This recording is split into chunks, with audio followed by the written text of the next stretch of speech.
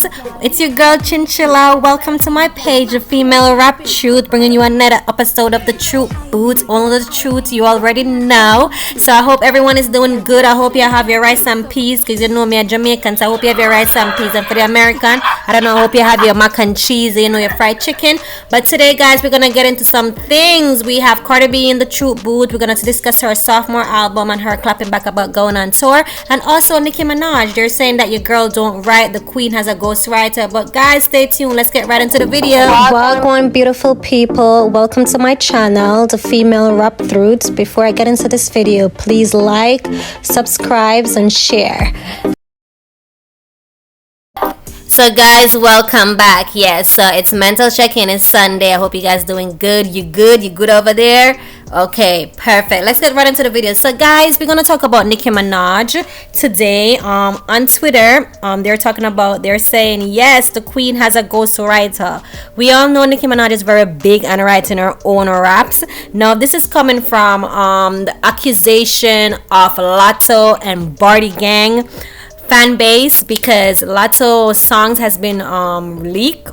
130 song was leaked, and 3 of the songs that was leaked, one of them Blick Blick, which feature we know Coil Ray and Nicki Minaj released Blick Blick a few months ago. Well, Lotto, that song was recorded by Lotto also, and also Whole Lotta Money, which is by Bia, was released by Bia and featuring Nicki Minaj.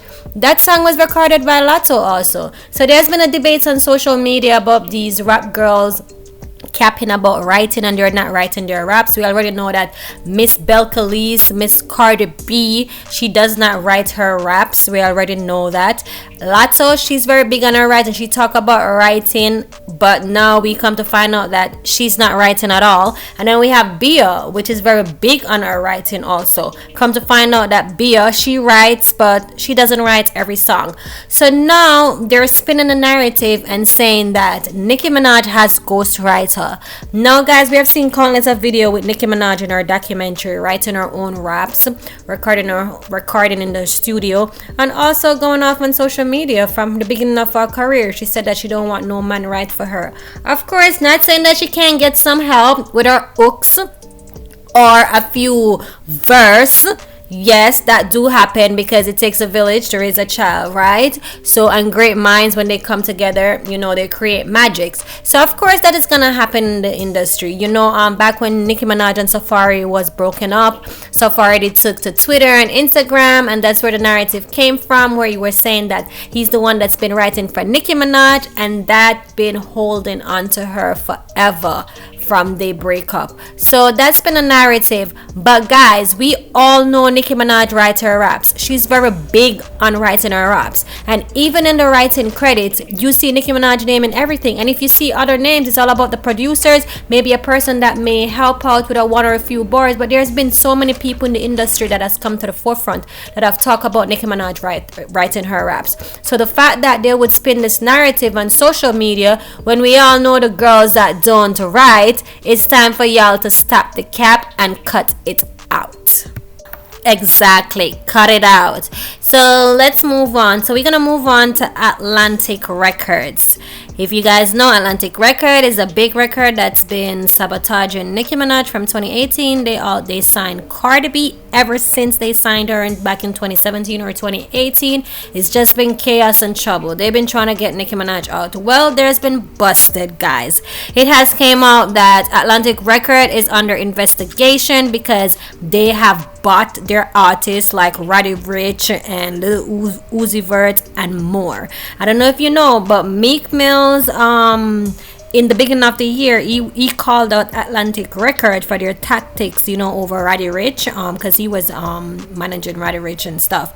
So, and then Atlantic step in, and then they take over, they cut him out the deal, and they cut him out of everything. You have a lot of more artists who have come to the forefront and talk about the sneaky business that Atlantic does to other artists, and even them individually, just so they could get all their revenue and everything. Now, they didn't mention Cardi B name in the article, but we already know when there is anything negative about Cardi B, they're not gonna highlight it, and they're not gonna put it out there, because there's already been speculation that her rise to fame is based on payola and bots and everything like that, because there is no way she just left from Love and Hip Hop and then she just come boom and took over and at the statue of Nicki Minaj. The push that they gave her to push out Nicki Minaj, it's uncomparable. There has never been any rap girl in the history of rap that have gotten the push that Cardi B has gotten.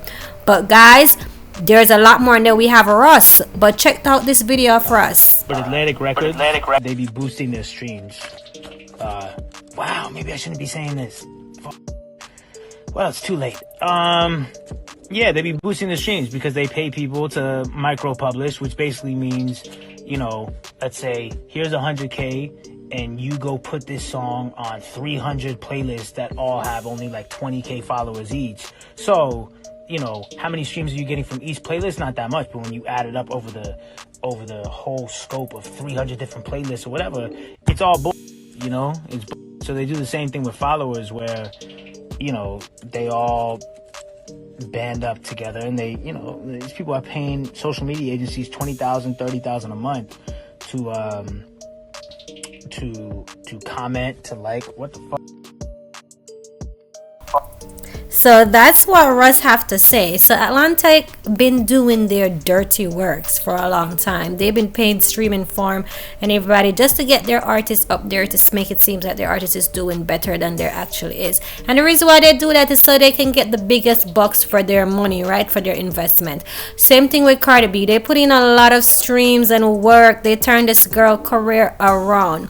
She have her debut album has break so many records. She have so many diamond plaques. She has a Grammy. All of this is all to boost up her resume. So when they go to offer and to get deals and to ask for shows and bookings and stuff, she can get the biggest bucks for her money because for one, they're gonna be like, check the resume, they look at their credentials. She has 5 number ones. She has golden records. She has sold so much records, how much album and everything like that, so many streams that she has. So people wanna hire her to represent whatever brand that they have, and that's what Atlantic does for their artists, for many of their artists. Now there is a next video that is circling around from this gentleman from TikTok that went out and was talking about, because we all know that Saweetie, she sold less than 2,000 copies or 2,000 copies from her new EP mixtape that dropped, and she has been off the scene for a good while. So it has been making rounds and a lot of people is talking about it because, come on, you're signed to a record label and you only sold 2,000 copies. Like, it's a lot, but that's for our next video. But there's this guy on TikTok that went on TikTok and he was discussing, and actually I'm gonna let you guys listen to it because he talked about Cardi B and Baby Girl Clapback in fine Cardi B style. Check out this video, guys. Come back and give you my commentary.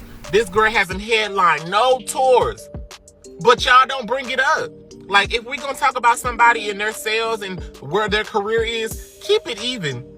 Usually you have 2 singles and then you release the album. She's then had WAP and Up, and an album was supposed to follow after that. What happened? She's scared to see those numbers. That's all it is. Oh, I forgot about the song with Lizzo. That shit flopped too. Because let's be for real and let's be honest.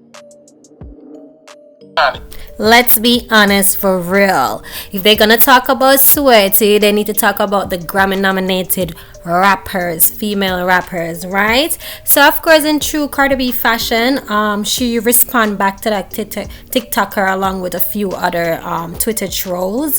So she talk about, you know, she's eating good off her debut album, so she don't need to put out a next album right now or anything like that. And let's not talk about numbers and what, mind you, what she was talking about in 2019, she grossed 1 million per show, and it was 7 shows that she have. So she want to say she's the highest paid, she's the highest female rapper that's making the most money per show. And let's not talk about numbers as if she's dropping shade, showing shade at Nicki Minaj, because y'all know Cardi B like to sprinkle a little shade here and there, especially when it comes to Nicki Minaj or any Twitter account that has a Barbie or Minaj or anything that is attached to Nicki. Cardi B is gonna reply back to it. So that's that. But we need to ask Cardi, when are you gonna drop your sophomore album? Yes, you make your debut album was a successful album. That's why you continue to ride the wave. Because what, you don't want to drop your second album, even though yes, you're successful. Everybody know that. But what, you don't want to drop your second album because what, you don't wanna. You're afraid of what the number is gonna look like. You're afraid it's not gonna do the numbers as what it did as your debut album. So that's the reason why. Because for one, once you drop that sophomore album, you can be trying to get deals and everything off your debut album. Your sophomore album is what's gonna represent you. Everybody's gonna forget about your debut album. So this is the reason why you're still stalling, even though you have so many successful singles that you have released over the past 2 years. You have WAP. WAP is going on 3 years. It's already Diamond, and then you have Up, and I'm very sure you're gonna put Press and the rest of song that you have released over the past 4 years. So baby girl, we already know that your album is gonna be successful. So what's stopping you? Well, we don't know, but that's it for Cardi B. But I have to say, guys, look at this picture of Cardi B. Look at this before and after. This girl really got a lot of work done. I see why she's feeling herself, because she left from Big Toe straight to Miss Cat. I don't know, but damn, for real. So guys, we're just gonna close it out. This last person in the truth booth, we have Hazley E guy. I don't know if you guys know Hazley E. She's from Love and Hip Hop, but I come across this video on Twitter. I guess she was doing a tutorial for a waist trainer, a promotion. But guys, look at it. She said she got a lot of cake. These BBL, y'all ladies need to stop. For real, y'all need to stop, because she said she got a lot of cake back there. But baby girl, look at that cake. It ain't caking as what she said. It's caking. No, it's not caking, girl. Ugh.